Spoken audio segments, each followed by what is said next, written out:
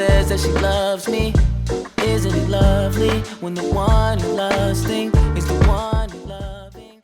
We're talking with Rita Brent. She is a Writers Guild Awards nominee. Are you still? This strike is affecting you? Is it affecting you? Well, you also you tour. You're a comedian, so you're also out in the streets. How is this? Because I feel like it's a long game being played by these studios.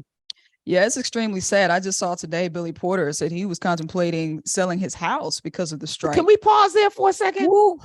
How? I was looking at that.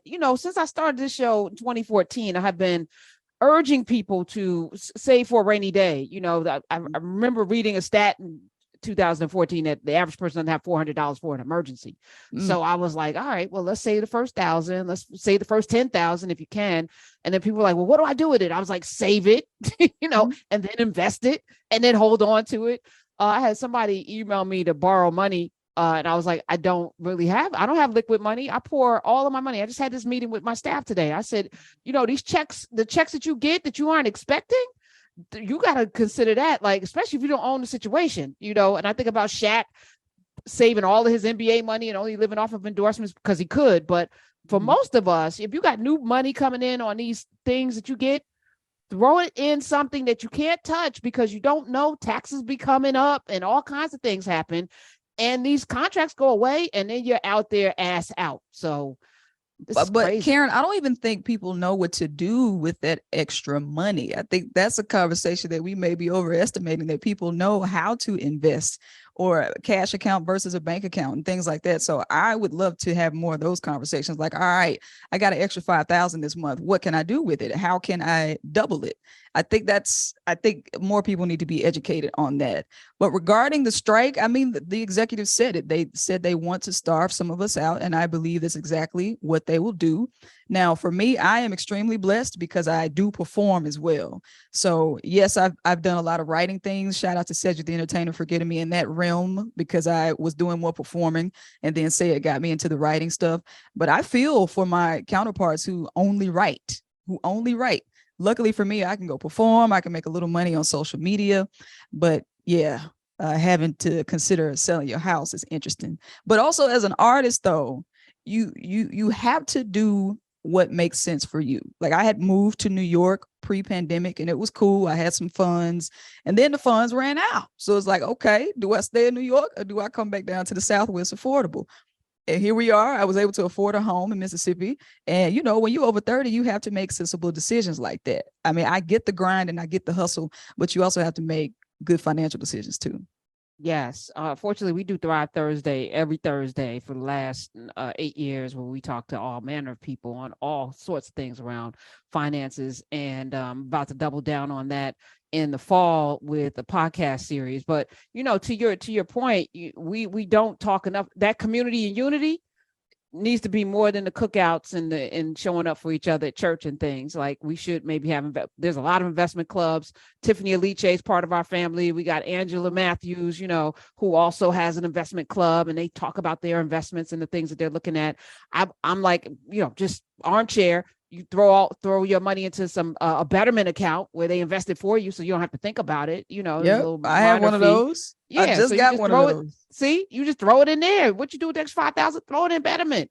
You can't take it out. If you do, there's a penalty. So nobody can borrow from you. You could tell people very honestly, I don't have it to give because I'm not ruining my 80-year-old self or my 70-year-old self. I'm not going to go borrow for you, because you didn't make provisions or things happen. It just kind of tells you, just because somebody's famous, and I've said this all the time, the worst thing in the world is to be famous and broke, or to be famous not have a lot of money, because the expectation is, if I see you, you must be rich. Everyone in Hollywood is rich, and I think that is what is being displayed with this strike, both the writer's strike, people we never see except in credits that we never watch, and then the actors, right? Because some of y'all's favorite, you think they're balling, but they're not. And sometimes, and it's not even that they're bad with money. Elvin from The Cosby Show, working at Trader Joe in New Jersey, wherever he was, I think it was New Jersey. That's not an unusual situation. Now, maybe they're not at Trader Joe's, maybe they're at other places, but most of these actors some of them have regular ass jobs as well. because benefits and all of that. And I was just talking with my staff today. I was like, one of the most devastating things as a young writer was to get that tax bill at the end of that first year after I did that LL Cool J book. And I was like, how much I owe the government? What? Wait a minute. I don't have that money because I spent it. And then I had to go on a payment plan, I had to work some things out. And, it's just, it sends you on a spiral. And then I got smart, but that was 30 years ago. And so now, I can move a little bit differently, because I know a little bit more, but I can't imagine. Billy Porter was out of the game for like a long time. And so he was playing catch up. And that's the other thing, even as a writer, if I didn't have a steady job, which I do, thank God, with benefits, pension, 6 figures, all of that, it would be more difficult if I was just a writer my whole career. And that's why I keep so many jobs, because you can never depend on the world treating you the way you want to. And the other scary thing is, if you're insecure in one area, it's like a domino starts to fall. So I think about Bomani losing the HBO job and the ESPN job. And you can't tell me that that's not impacting his income, and he's a smart guy. He's got an economics degree, and maybe he saved every one of his checks from HBO and from ESPN. But, it's devastating when you're depending on money and then it stops all of a sudden for no reason. It's not that you suck. It's not that you weren't good. It's just, decisions were made. Companies, go in different directions and they decide not to renew contracts and things. So I look at, what's happening to Billy Porter and a whole lot of others. And I'm saying this is a story for all of us, not just the celebrities, not just the people that are in the eye. And I think it's worse for celebrities because there's an expectation. I mean, you imagine if Beyonce was broke, like y'all couldn't even wrap your minds around that. But I could understand that, you have managers and you have agents and you have fees and you have people that it's like people are in people's pockets, and you go on there, you go on that website where they show you people's net worths. Let me do that right now with Billy Porter. Let me see what his net worth is. And then I'm going to show you how ridiculous it is. Billy Porter net worth. Okay, here we go. Net worth, Billy Idol. No, I said Billy Porter. Oh my goodness. Okay, let me do it like this. Okay. Yeah, 5 million. His net worth is an estimated $5 million. So you're like, how the hell does he have to sell his house? Because it's not $5 million. That doesn't take into account. Maybe he owns 5 million. Maybe his house is worth 5 million. But if his house is worth 5 million, he has to pay a mortgage. He can't cover the mortgage. Guess how much he's worth? If he can't take the money out the house, because you got to have a certain credit score to be able to pull money from your house. Guess how much that 5 million, and maybe that's all in property. We don't know. People are in people's pockets making calculations about things they do not know. You can assume somebody is rich, but this world, especially when you don't get, taxes taken out, you got to manage that yourself. And then you got to pay an accountant and a business manager and all the other people.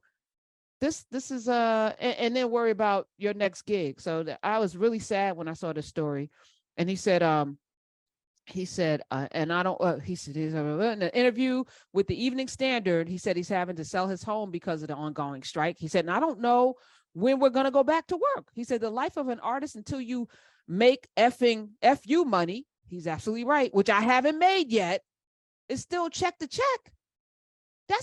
And you say, oh, he was on polls all of them years. How much was he making? And then you're embarrassed because you don't want to tell people you're making way less than what they expect, right? So you're going to fake it until you make it. He said, I was supposed to be in a new movie, on a new television show starting in September. None of that is happening. And so he said, they're saying they're going to starve us out. And it looks like let me just applaud him for being transparent too, because he could have kept quiet. He could have just, done something, borrow money. I don't know. But he's coming out to say this because it's important. So let's stop digging in people's pockets and make sure, do you have enough? If something were to happen, God forbid, I don't know. I mean, if there's a wildfire, like what's going on in Maui, you can't go to work and your company burns down. Like, do you have enough? So I was talking to my team today, and I said, every single check you get from me, you should save, because this was a check you weren't getting before. And yeah, you're putting in the work or whatever, but you need to act like it's the last one and put it all away, tied up in your retirement. Don't even look at it. Don't count it towards don't upscale your lifestyle. because tomorrow's not promised. And as somebody that has had a business, which is why I'm so fastidious now, that went out of business, and I had 5 people working for me, and it was a sad day to have to tell people we're closing shop, and I'm in my 20s at the time. So I was devastated, not for me, but for them. I know what that looks like.